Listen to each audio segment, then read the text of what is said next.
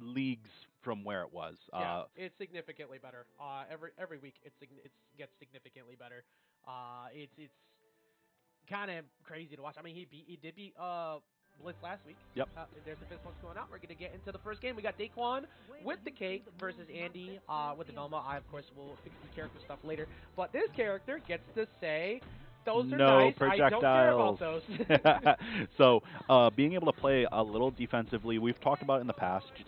Jake is one of those characters that is a zoner as well as an anti-zoner at the exact same time. He's got everything. Yeah, exactly. This character is pretty crazy. That said, we are looking at what is one of the best characters in doubles, without a doubt. Oh yeah, yeah. Still, I mean, until that we see Velma changes happen, still very much one of the best characters up. However, committing off stage to try and find one of those early side airs because Daykwion was kind of jumping around there a bunch. Gave up stage position while using a jump and did not the best aerial drift if you don't preemptively use that side special. Yeah, exactly. Kind of a hard time there.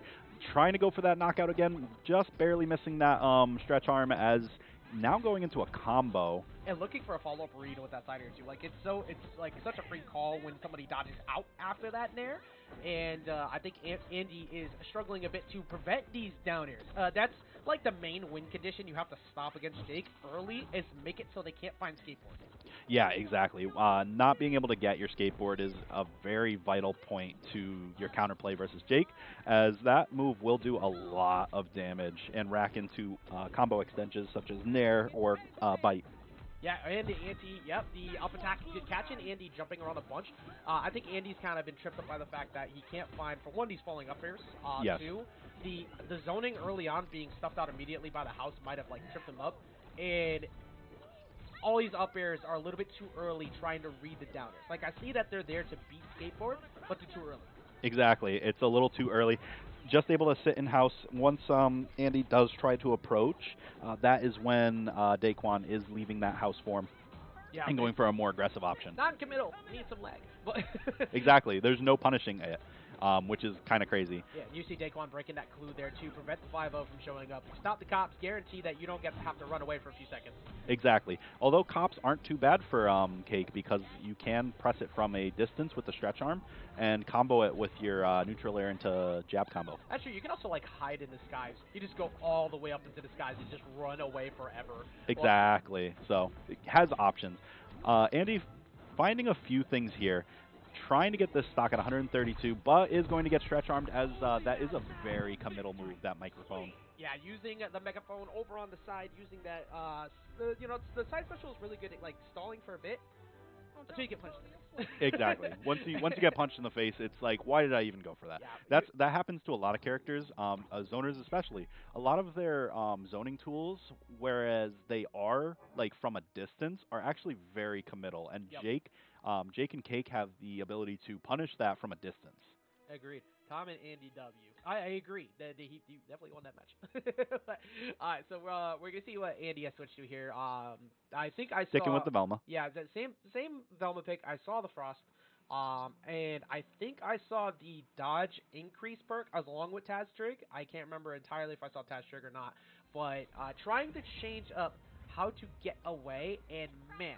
Oh gosh! So this stage coming up, Cromulon's one of the smaller stages in the format. Where Daykwion loves to go. Exactly. This is a his favorite counter pick. although Andy taking full advantage oh of my this goodness, of Andy, these walls. okay.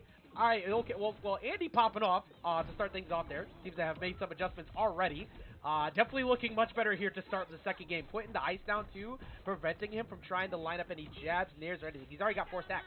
Yeah, and you have to respect it. That move will stack up very quickly. So now we're finally seeing Daykwion get their combos in against the wall, and just it keeps switching back and forth as this becomes a combo fest. Yeah, I mean, right on cue, I agree. Okay, Andy, okay.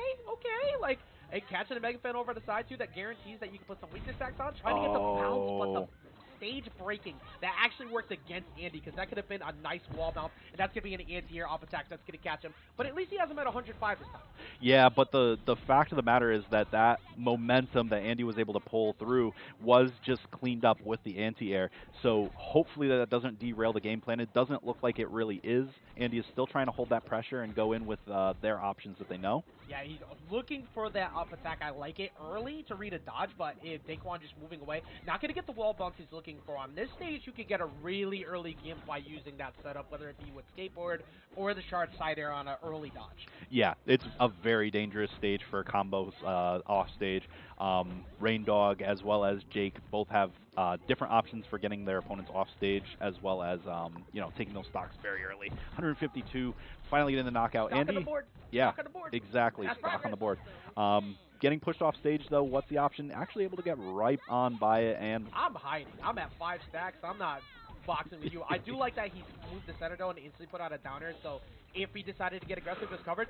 If he that was comboed good. That, though, I mean, that's such a good option because like it forces Andy to not use the projectiles off stage, going to catch him with the up special, taking it right off the top at 132.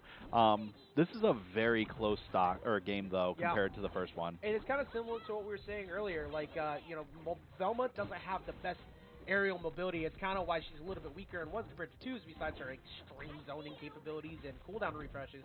It's way easier to cover as she lands, and I think that Andy's been struggling with that, and also the fact that he just can't zone. Exactly. It's very difficult for a zoner in this scenario to have to commit. Like, basically, Andy is not allowed to play the games that Velma wants to play, utilizing the megaphone as well as like the sound bubbles. Yeah, the thing that Velma normally dictates is the pace of the game, and in this case, it's Cake doing exactly that. 2 stocks up, getting damage racked up as we have learned and dealt with over time. That ignite buff, that night debuff, all that damage being racked on. Can't zone. However, I do like how much more aggressive Andy's been getting. It's been working to small degrees. It's just constantly getting boxed out first. Yeah, and just constantly falling right into the anti-air up attack, and kind of falling victim to that. Yeah, now these siders, even with siders being on attack decay, it doesn't matter. As long as you're just spacing them off the side. That bubble did come in at the right time, though. Got him to back off. Megaphone, he can't commit to it fully because he was in a spot where it was a pretty easy punish. Command grabs can put on a lot of weakness stacks. All 5, excuse me. And just trying to cover the offstage option, able to make it back to stage. The command grab off of Velma, not going to take the stock at all. Come here, Cake, let me help you. Yeah, exactly. We got to carry you to the party. Wow, no recovery left. Going to have to use those floaty options. Yeah, neutral air is letting you drift into the stage, but now it's that's still not gonna be enough. Can one of those hit? Oh, it does. Upward. But yeah, I mean, not sending out sends up, which actually hurts a little bit. Megaphone going to send right back off stage. Still doesn't have any options for air dodge, so I wonder. It doesn't look like House is available either. Maybe doesn't have any specials left, but is able to touch the ground, so has everything back. And now side air coming in through, like I said before, even with the attack decay, as long as he keeps sending him back. But that's a full stock behind. One up attack, already committed to the defensive choice of staying right above, whether it be with an aggressive attack or not. Still catching him slipping, and that's going to end that. So, it is now my turn. Rico, you would have had a buy round. You would have, I don't remember exactly who you would have played, but I think you were like 4th seed tonight. So, yeah. You messed up. That or 5th seed? Pretty sure that would have put you in line to fight Sice. Yeah, I'm pretty sure it would have been Sice.